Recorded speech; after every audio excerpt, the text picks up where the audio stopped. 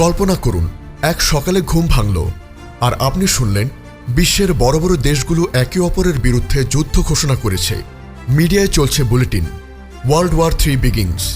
আকাশে যুদ্ধ বিমান, ইন্টারনেট স্লো, ব্যাংকিং বন্ধ, তেল আর গ্যাসের দাম আগুন। ভাবছেন হয়তো ওসব বড় বড় দেশের ব্যাপার, আমাদের বাংলাদেশের কি হবে? এই প্রশ্নটার উত্তরই আজকের ভিডিওর সবচেয়ে গুরুত্বপূর্ণ বিষয়। আজ আমরা জানব, যদি তৃতীয় বিশ্বযুদ্ধ শুরু হয় পুরো পৃথিবীর অবস্থা কেমন হতে পারে। বাংলাদেশ কি সরাসরি যুদ্ধে জড়াবে নাকি পরোক্ষভাবে ক্ষতিগ্রস্ত হবে, এবং যদি পরমাণু অস্ত্র ব্যবহার করা হয় তখন পৃথিবীর ভবিষ্যৎই বা কোথায় গিয়ে ঠেকবে? ধৈর্য ধরুন, এই ভিডিওর শেষে আপনি সব বুঝে যাবেন। এই মুহূর্তে পৃথিবীর রাজনীতি একেবারে শান্ত নয়, বরং অনেকটা চোখে না দেখা, মুখে না করা এক নীরব যুদ্ধের মাঠে দাঁড়িয়ে আছে। শুধু সময়ের অপেক্ষা যে কখন কোথায় ফুস করে আগুন জ্বলে উঠবে। চলুন এক নজরে বিশ্ব রাজনীতির বর্তমান অবস্থা দেখে আসি। চীন তাইওয়ান। চীন সরাসরি বলে দিয়েছে তাইওয়ানকে তারা নিজেদের অংশ মনে করে এবং প্রয়োজন হলে শক্তি প্রয়োগে দ্বিধা করবে না। আমেরিকা আবার প্রকাশ্যে বলেছে তারা তাইওয়ানকে রক্ষা করবে। এই সংঘর্ষ যদি কোনো ভুল বোঝাবুঝি বা দুর্ঘটনার রূপ নেয় তাহলে একটা বড় আকারের যুদ্ধ শুরু হয়ে যেতে পারে। Ukraine Russia. ইউক্রেন রাশিয়া শুধু ইউক্রেনের না, এটা হয়ে গেছে ন্যাটো বনাম রাশিয়া প্রতীকী লড়াই। একদিকে আমেরিকা ও ইউরোপ, অন্যদিকে রাশিয়ার ক্রমবর্ধমান আগ্রাসন। এই লড়াই দ্রুত গ্লোবাল হয়ে যেতে পারে। Iran Israel. মধ্যপ্রাচ্যে চলছে এক প্রকার শীতল আগুন। ইরান তার পারমাণবিক কার্যক্রম নিয়ে যতটা এগোচ্ছে, ইসরায়েলও ততটা আগ্রাসন চালাচ্ছে। কেউ কাউকে সরাসরি আক্রমণ না করলেও প্রক্সি যুদ্ধ, যেমন হিজবুল্লাহ, হামাস, হুতি মিলিশিয়া তাদের হয়ে লড়াই করছে। যে কোনো মুহূর্তে এটি সরাসরি যুদ্ধে রূপ নিতে পারে। উত্তর কোরিয়ার ধোঁয়াশা। প্রতিদিনই ক্ষেপণাস্ত্র পরীক্ষার খবর আসে উত্তর কোরিয়া থেকে। যুক্তরাষ্ট্র, জাপান ও দক্ষিণ কোরিয়ার সাথেও তাদের উত্তেজনা কমছে না। যদি একটিও মিসাইল ভুল করে সীমানা ছাড়ে তবে তা হতে পারে চেইন রিঅ্যাকশন শুরু। সব মিলিয়ে পৃথিবী যেন দাঁড়িয়ে আছে একটি বিস্ফোরক পরিস্থিতির মুখে। প্রশ্ন হলো, এই উত্তেজনার আগুন ছড়িয়ে পড়লে তৃতীয় বিশ্বযুদ্ধের দরজা কি আসলেই খুলে যাবে? যদি তৃতীয় বিশ্বযুদ্ধ শুরু হয় তাহলে কি কি হতে পারে? তৃতীয় বিশ্বযুদ্ধ, এই শব্দটা আমরা ইতিহাসের বইয়ে পড়েছি, কিন্তু ভাবিনি এটা আমাদের জীবদ্দশায় কখনো বাস্তবে ঘটবে। তবে বর্তমান বৈশ্বিক উত্তেজনা, সামরিক প্রস্তুতি এবং প্রযুক্তির গতিপথ বলছে এই যুদ্ধ যদি শুরু হয় তবে তা হবে ইতিহাসের সবচেয়ে ধ্বংসাত্মক এবং সর্বগ্রাসী যুদ্ধ। এই যুদ্ধে কেবল ট্যাঙ্ক, বোমা বা বন্দুক চলবে না, চলবে অর্থনৈতিক অস্ত্র, সাইবার ত্রাস, মানবিক বিপর্যয়, এমনকি পরিবেশ বিধ্বংসী পরমাণু শক্তির ব্যবহার। চলুন বুঝে নেই এই যুদ্ধের সম্ভাব্য প্রভাবগুলো ঠিক কেমন হতে পারে।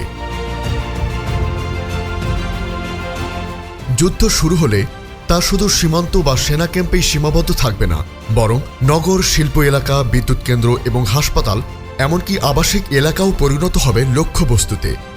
যুদ্ধ বিমান, ড্রোন এবং মিসাইলের সাহায্যে বোমাবর্ষণ করে একটি শহর এক ঝটকায় ধ্বংস হয়ে যেতে পারে। লক্ষ লক্ষ মানুষ তাৎক্ষণিকভাবে প্রাণ হারাবে। অবকাঠামোগত ক্ষতি হয়ে উঠবে পুনরুদ্ধার অযোগ্য। যুদ্ধের পর অর্থনীতি প্রথম ও সবচেয়ে বড় আঘাত পাবে।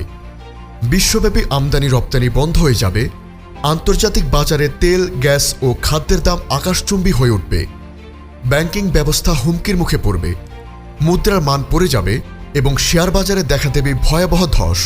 তৃতীয় বিশ্বযুদ্ধের ক্ষেত্রে সাইবার যুদ্ধ হবে একটি বড় অস্ত্র। স্যাটেলাইট ধ্বংস হলে বন্ধ হয়ে যাবে জিপিএস, ইন্টারনেট এবং মোবাইলের নেটওয়ার্ক। ব্যাংকিং ব্যবস্থা, বিদ্যুৎ সরবরাহ, হাসপাতালের আইটি সিস্টেম সহ সবকিছু হ্যাক বা ধ্বংস করে দেওয়া হতে পারে।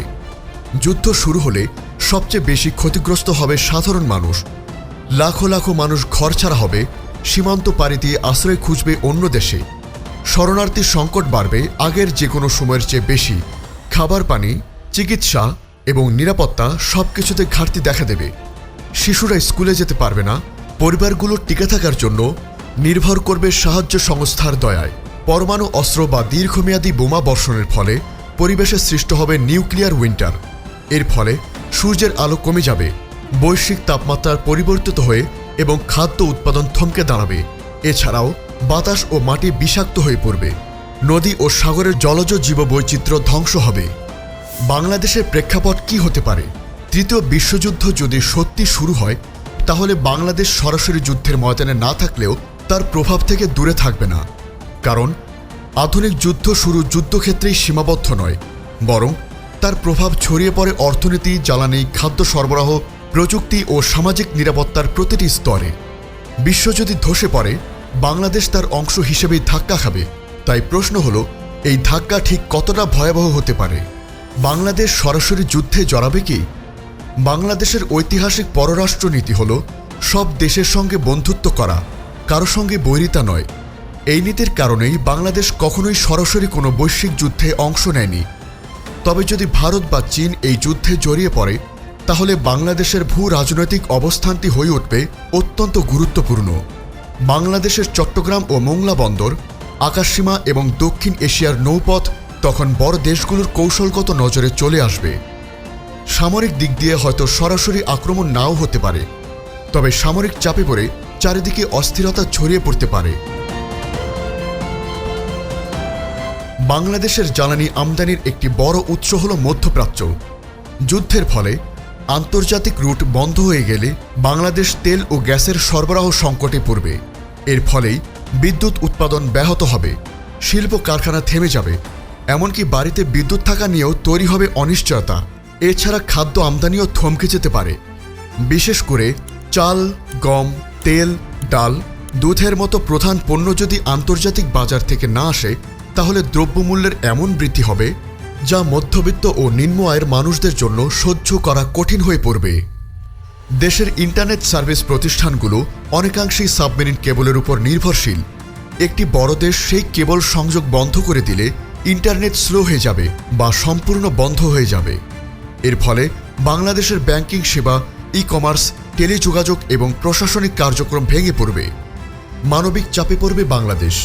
যদি প্রতিবেশী কোনো দেশ যেমন ভারত, মিয়ানমার বা চীন সরাসরি যুদ্ধে জড়িয়ে পড়ে, তাহলে সীমান্তে দিয়ে হাজার হাজার মানুষ বাংলাদেশে আশ্রয় নিতে চাইবে। আগে থেকেই রোহিঙ্গা শরণার্থী সমস্যায় জর্জরিত বাংলাদেশ। নতুন করে আরেকটি শরণার্থী ঢল সামলাতে পারবে কিনা তা নিয়ে সংশয় রয়েছে। যুদ্ধ পরিস্থিতিতে জাতীয়ভাবে তৈরি হয় আতঙ্ক, গুজব ও বিভ্রান্তি। কোনো এক পক্ষ যুদ্ধবিরোধী অবস্থানে গেলে অন্য পক্ষ তাদের দেশদ্রোহী বলে তকমা লাগাতে পারে। এর ফলে দেশে রাজনৈতিক বিভাজন তীব্র হবে এবং সামাজিক অস্থিরতা বাড়বে। সরকারকে অভ্যন্তরীণ চাপ ও বহির্বিশ্বের চাপ একসাথে সামলাতে হবে, একটি উন্নয়নশীল রাষ্ট্রের জন্য যা এক কঠিন চ্যালেঞ্জ। এই প্রেক্ষাপটে দাঁড়িয়ে বাংলাদেশ যুদ্ধের ময়দানে না থাকলেও যুদ্ধের ছায়ায় জীবনযাপন করতে বাধ্য হবে। যদি পরমাণু অস্ত্র ব্যবহার হয়, তাহলে কি হতে পারে? আজকের আধুনিক বিশ্বের সবচেয়ে ভয়ঙ্কর অস্ত্র হল পরমাণু বোমা। হিরোশিমা ও নাগাসাকিতে দ্বিতীয় বিশ্বযুদ্ধের সময় মাত্র 2টি বোমা ফেলে 1.5 লাখেরও বেশি মানুষকে হত্যা করা হয়েছিল। কিন্তু আজকের দিনে যেসব পরমাণু অস্ত্র মজুদ আছে, সেগুলোর ধ্বংস ক্ষমতা আগের তুলনায় 1000 গুণ বেশি। তাই যদি তৃতীয় বিশ্বযুদ্ধ পরমাণু যুদ্ধ পর্যন্ত পৌঁছায়, তাহলে তার পরিণতি হবে বিশ্ব সভ্যতার জন্য চূড়ান্ত এক বিপর্যয়। এমন বোমা একটি শহরের 10 কিলোমিটারের মধ্যে সবকিছু গলিয়ে ফেলতে পারে। ভবন, গাড়ি, মানুষ এবং পশু পাখি সহ সবকিছু ধ্বংসের ধূলিকণায় পরিণত হবে। যারা সাথে সাথেই মারা যাবেন না, তারা হয়তো বাঁচবে কয়েক ঘন্টা বা দিন, কিন্তু পরে মারা যেতে থাকবে তেজস্ক্রিয়তার ভয়ঙ্কর শিকার হয়ে। ধ্বংসস্তূপের নিচে আটকে থাকা মানুষদের আর্তনাদ হবে সেই শহরের একমাত্র শব্দ। পরমাণু বিস্ফোরণের পর বিস্ফোরণের তেজস্ক্রিয়তা বাতাস, পানি ও মাটিতে ছড়িয়ে পড়ে।